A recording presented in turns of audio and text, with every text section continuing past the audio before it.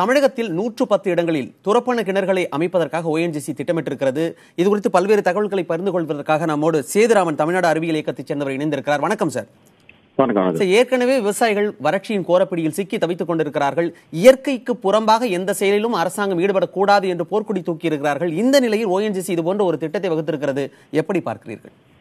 கிட்டத்தட்ட அநேகமா ஒரு குறிப்பிட்ட கால இடைவெளியில அதிகபட்ச கிணறுகளுக்கான அனுமதியை ONGC கோரி இருக்கிறது இந்த கட்டத்துல அப்படின்னு நம்ம பாக்குறோம். கிட்டத்தட்ட 110ல 85 கிணறுகள் திருவாரூர், தஞ்சாவூர், நாகை மாவட்டத்துல காவிரி டெல்டாவுடைய பிரதான பிரதேசங்கள்ல இந்த கிணறுகள் அமைக்கவிருப்பதாக இந்த செய்திகள் சொல்றது ரொம்ப இந்த காலகட்டம், அதாவது குறிப்பா இன்னைக்கு கதிராமங்கலத்தில் உள்ள பிரச்சனைகள், அதுக்கான முழுமையான தீர்வு கொடுக்காத ஒரு சூழல். ஆனா அதே நேரத்துல பாத்தீங்கன்னா காவிரி டெல்டால பல்வேறு இடங்கள்ல கிணறுகளை நோண்டி அதுல எண்ணெய் எரிவாயு உற்பத்தி பண்ணிட்டு இருக்கக்கூடிய சூழல்ல இங்க பல்வேறு விதமான தகவல்கள் மக்கள்கிட்ட பரவி இருக்கிறத நம்ம பாக்குறோம். குறிப்பா பாத்தீங்கன்னா அதிகமான மழை வெள்ளங்கள் இந்த காலகட்டத்துல மழை இல்லாம இருக்கிறதுக்கான ஒரு காரணமா இன்னைக்கு காவிரி டெல்டால இந்த ONGC துரப்பண பணிகள் ஒரு பக்கம் பார்த்தது.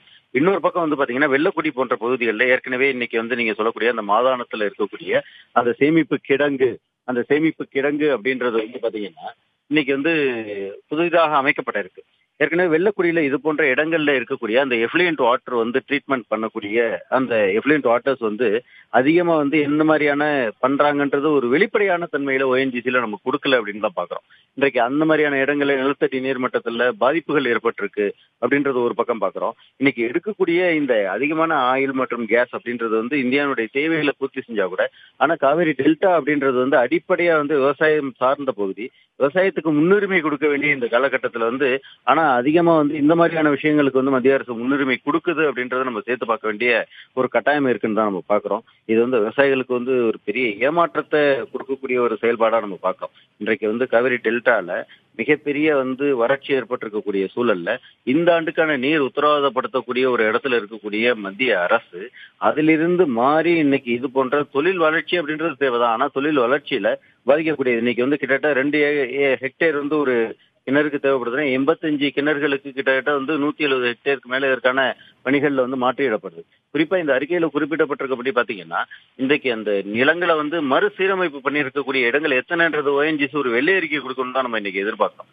கிட்டத்தட்ட பல்வேறு இடங்கள்ல துரப்பண பணிகள் தொடங்கி அதுல சக்சஸ்ஃபுல்லா இல்லாத கிணறுகள்ல நாங்க மாற்றி அதை விவசாய நிலமா மாத்தி கொடுக்குறோம்னு சொல்லியிருக்காங்க. இன்றைக்கு வெள்ளை அறிக்கை மூலமா ONGC இன்னைக்கு மக்கள்கிட்ட இருக்கக்கூடிய அச்சத்தை தீர்க்கணும்னா எத்தனை இடங்கள்ல இவர்கள் துரப்பண பணிகளை மேற்கொண்டிருக்காங்க, துரப்பண பணிகள் மேற்கொண்ட இடங்கள்ல எங்கெங்கெல்லாம் அந்த பணிகள் தொடர்ந்து நடந்துட்டு இருக்கு, அதனால ஏற்படாத பாதிப்புகள் பல்வேறு பாதிப்புகள் இன்னைக்கு ONGC மேல நம்ம குற்றம் சாட்டிட்டு இருக்கிறதுல அது எதெல்லாம் இல்லைன்றதை மறுக்கக்கூடிய இடத்துல ONGC நிர்வாகம் இருக்கு. இன்னொரு பக்கம் மறுசீரமைப்பு பண்ணி நாங்க நிலத்தை விவசாயத்துக்காக கொடுக்குறோம்னு சொல்லி இப்ப இந்த அறிக்கையிலையும் அவங்க கொடுத்திருக்கிறத நம்ம பாக்குறோம்.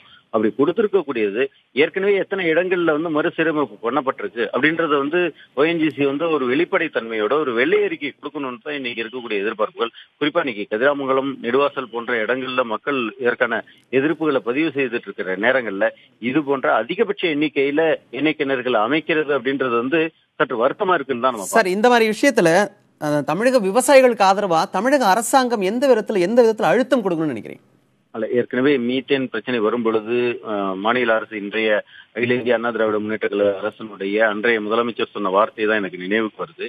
அவங்க சொன்னது திட்டங்கள் என்பது மக்களுக்காக தான், மக்கள் தேவைப்படக்கூடிய திட்டங்களை தான் கொண்டு வரணும் அப்படின்றத ரொம்ப உறுதியா அவங்களுடைய செயல்பாட்டில் இருந்தாங்க. அதனுடைய வெளிப்பாடு தான் மீத்தேனுக்கு ஒரு இடைக்கால தெரிவித்தது. இப்ப ஹைட்ரோ கார்பன் திட்டம் அப்படின்னு கொண்டு வரதுல அதுல பல்வேறு பிரச்சனைகள் இருக்கிறத நம்ம ஏற்கனவே விவாதிச்சிருக்கோம். இப்ப மக்களுக்காக திட்டங்களுக்காக மக்களா அப்படின்றதுல இன்னைக்கு முதல் இடத்தை தான் பழைய முதலமைச்சர் எடுத்திருந்தாங்க.